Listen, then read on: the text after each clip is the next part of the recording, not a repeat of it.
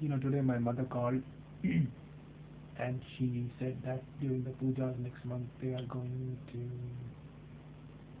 yeah, going out of town due to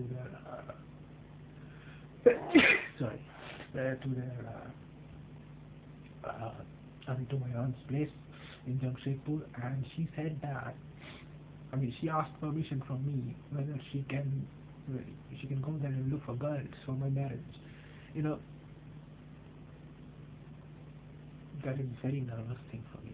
I have no ideas. I'm very, very nervous about this. But shit, man.